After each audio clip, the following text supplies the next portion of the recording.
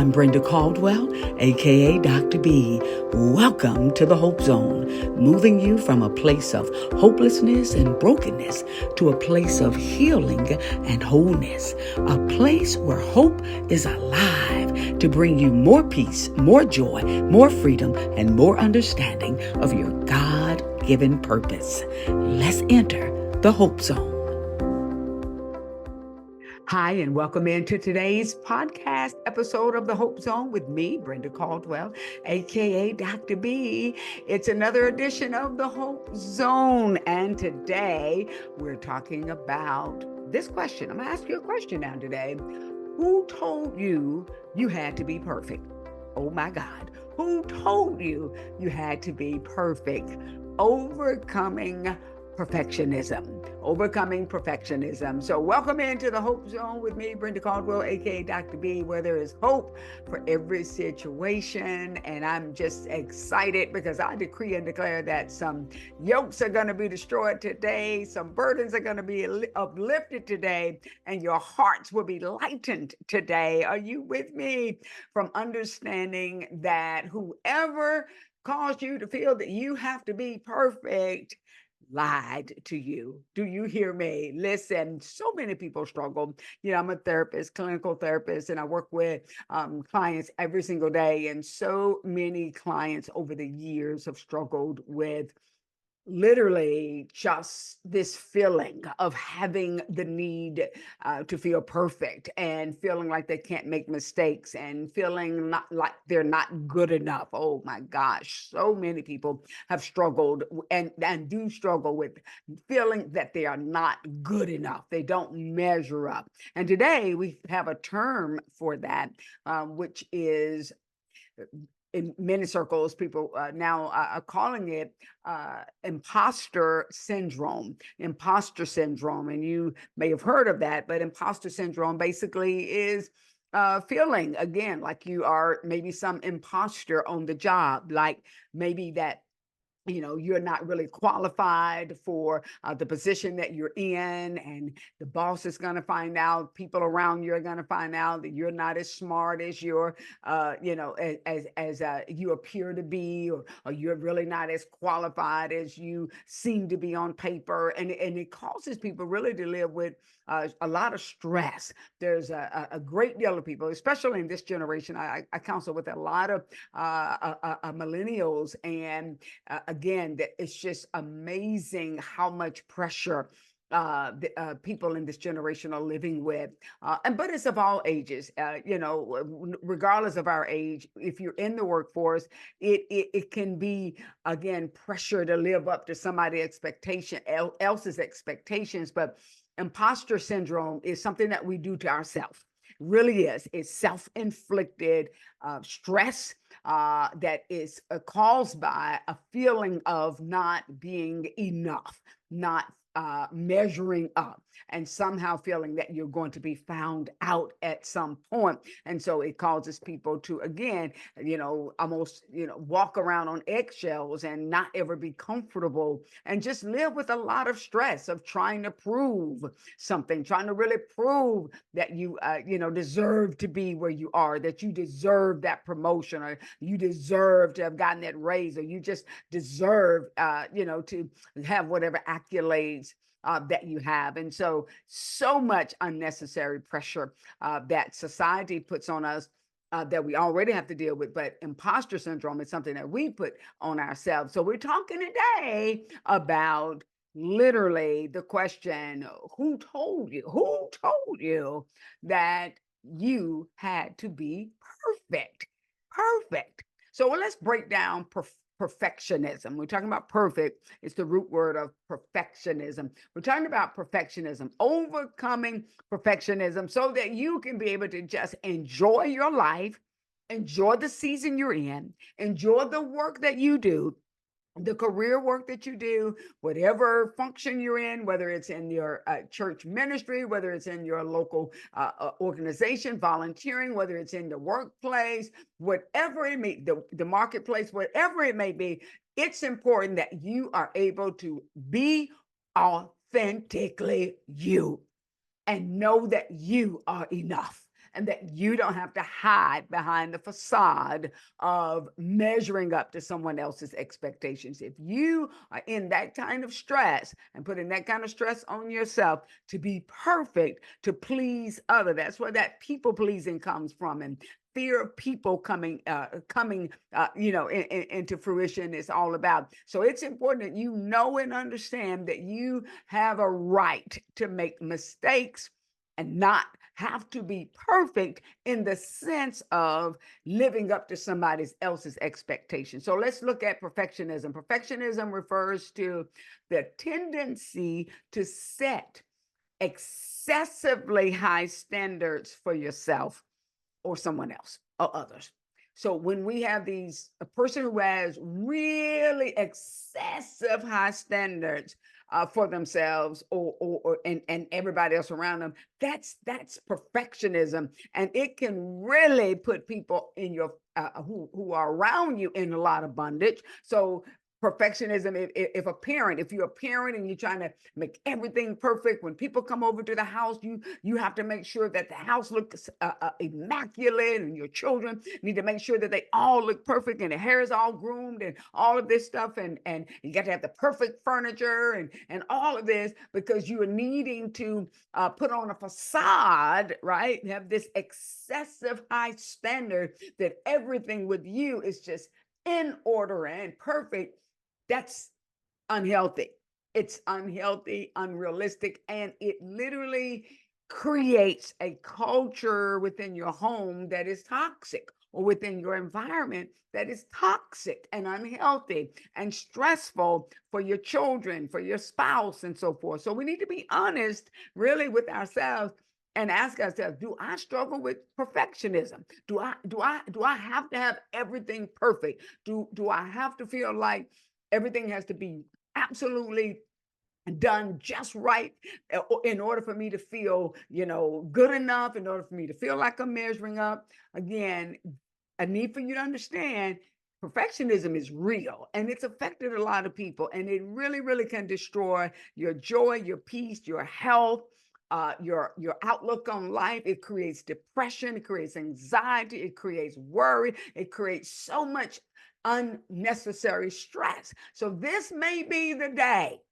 that you decide that you want to break that spirit of perfectionism off of you. You have to fall out of agreement somewhere in your life. If you struggle with perfectionism, you came into agreement that you needed to basically measure up to somebody else's expectation, and you lived with that in such a way that it conditioned you to put these excessive high expectations on yourself, and then it causes you to basically, you can put it on others around you as well. But again, if it's just putting high expectations on yourself that you have to be perfect, it's unhealthy.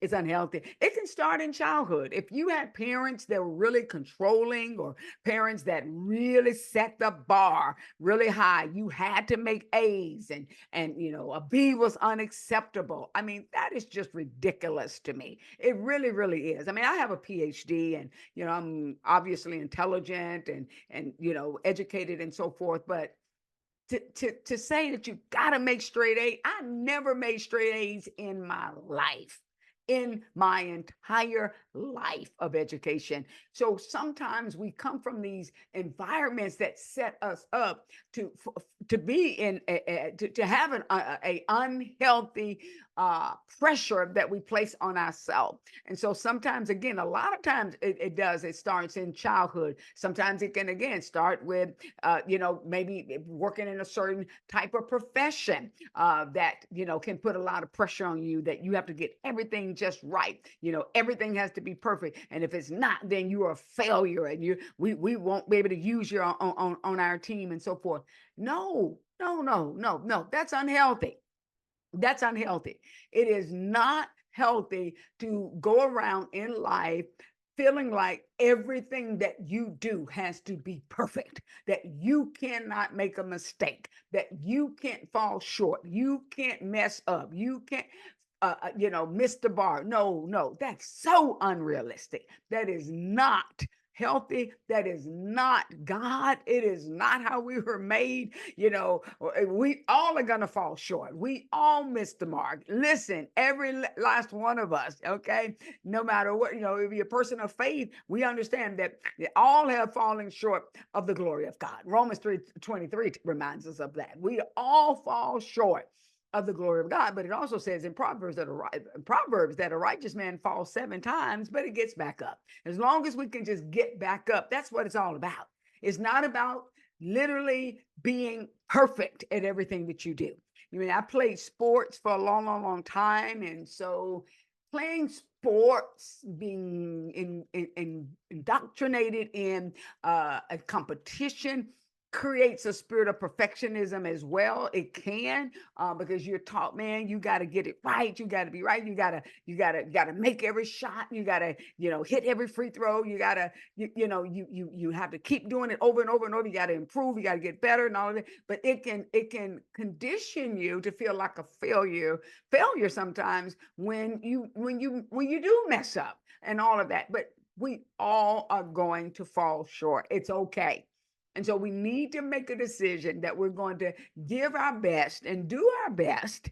And sometimes we have to receive grace even when we don't do our best. It's okay, even when we don't do our best. But I want to talk to you now about the difference between excellence and perfection. The difference between excellence and perfection. So when we talk about excellence is doing things to the best of our ability with the purest motive. Get that. Excellence is doing things to the best of our ability with the purest motive. So when you talk about having a spirit of excellence, you're simply saying that you do things, everything that you do, you want to do it to the best of your ability. You want to, whatever it is, your work, working with your children, being a best friend, just the things that you do, you just want to do it to the best of your ability. You want to give your best effort. But your motive should always be pure, especially, in the workplace. When we talk about excellence, we just do our best with the purest motive. Nobody has to give us praise. Nobody has to applaud and thank us and all of that. That's the opposite. Okay. I want you to understand. So when you have a spirit of excellence, you just do your best. You put your best energy, your best effort forward. You have the positive attitude in every situation. You're looking to give the best that you have. That's the spirit of excellence. You want to do things right. You want to, if you don't do it right, sometimes you do it over because it's necessary. So because you want to turn in work with that spirit of excellence. So excellence is simply doing things to the best of your ability, but with the purest motive. What is perfectionism? Perfectionism is doing things to the best of your ability with an impure motive. Did you get that? You can do things to the best of your ability, but with perfectionism, it causes you to have an impure motive. What's the impure motive? You want somebody, whenever there's perfectionism, you need somebody to validate you. You need somebody to say, hey, that's a great job you did. Awesome work. Oh my God. Wow. Look what you did. Oh my, let me clap for you. Let me applaud you. You need to have some kind of validation. And again, sometimes this stems from being an overachiever. If you're an overachiever, again, that means that meant that you basically all your life you've been seeking validation, generally from a parent. Maybe you didn't get your dad's approval, your mom's approval, and so you go through life doing things because you want people to applaud you. You want people to say how good you're doing. That is an impure motive. We have to get delivered and freed from having an impure motive that causes us to struggle with perfectionism, because perfectionism is saying, I'm really not good enough. And so I'm going to keep on working really hard because I want somebody to tell me how good of a job that I'm doing. No. That's unhealthy.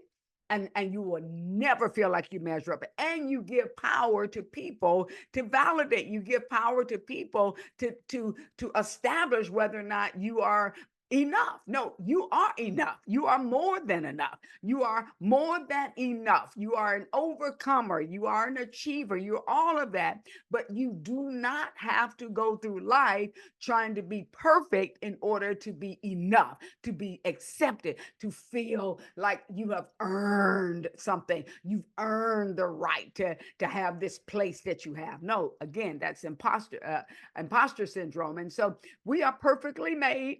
We're humanly flawed. We got to get that. We're perfectly made. We're humanly flawed. So there's no reason to be saying, I'm not perfect. Stop saying that. If you're a person that says, I'm not perfect, we all have said that. I'm not perfect. I'm not perfect. I'm not perfect. As if we need to announce to the world, as if we need to announce to whoever we're talking to that, we made some kind of mistake. We don't have to announce to anybody that we're not perfect, because it is not true. You are perfect. You are perfectly made in the image of God. Therefore, there's nothing wrong with you. You may have some character issues, you have some flaws that you have to work on. We all do. So there's no reason for us to announce to everybody that we're not perfect.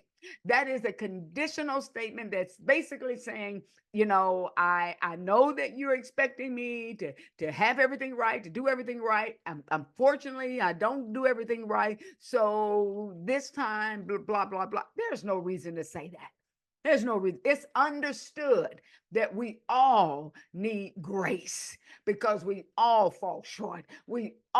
Every last one of us, we're going to make mistakes. We're going to fall short. We're going to mess up. We're not going to get something right. We're not going to say something right. We're going to blow it at times. So why don't we just receive the grace that's available to us and understand that whoever has tried to make us feel that we have to be perfect, they lied to us. We do not. We do not have to be perfect in the sense that society says you got to get everything right in order for you to be enough. You are already enough.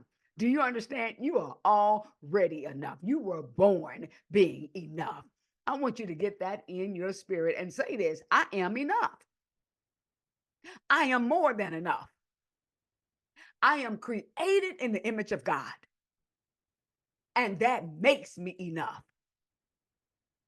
I am perfectly made and humanly flawed. So I choose to love me.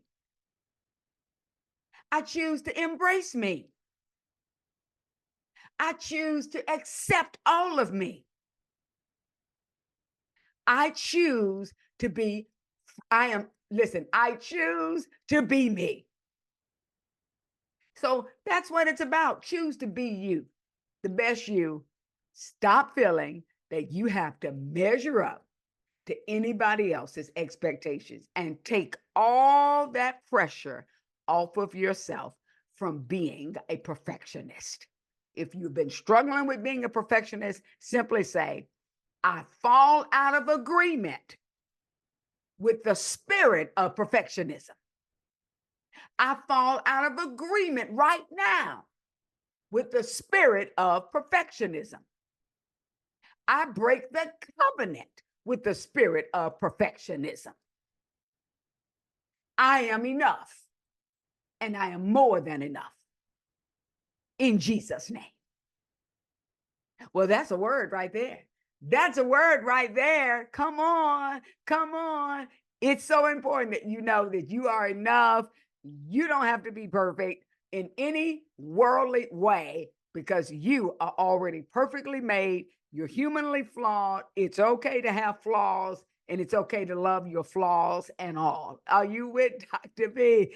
Well, that is today's word here at the Hope Zone with me, Brenda Caldwell, aka Dr. B. For more information on the works of Dr. B, my speaking, my counseling, the ministry work that I do, the artwork that I do, all the different hats that I wear, go to my website at drbempowers.com, drbempowers.com. There you can also, again, from there, also go to the YouTube page. We have great new shorts that have now been created. And so we have a dose of hope available for you every single day. And if you want to subscribe to the podcast so that you can get the new podcast every Monday when it uploads, go again to the YouTube page and do that. I'd love for you to subscribe to the YouTube page. So until next time, in a world where there is full of darkness, I always say this, there is still a reason to have hope. You know what I want you to do? I want you to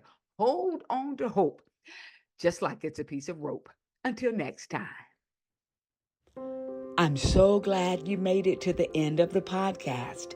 If the Hope Zone is making a positive difference in your life, please subscribe to the show so you don't miss the next episode. Leave a review, and most of all, share it with your friends. And remember, from your worst day to your best day, there's hope in every situation.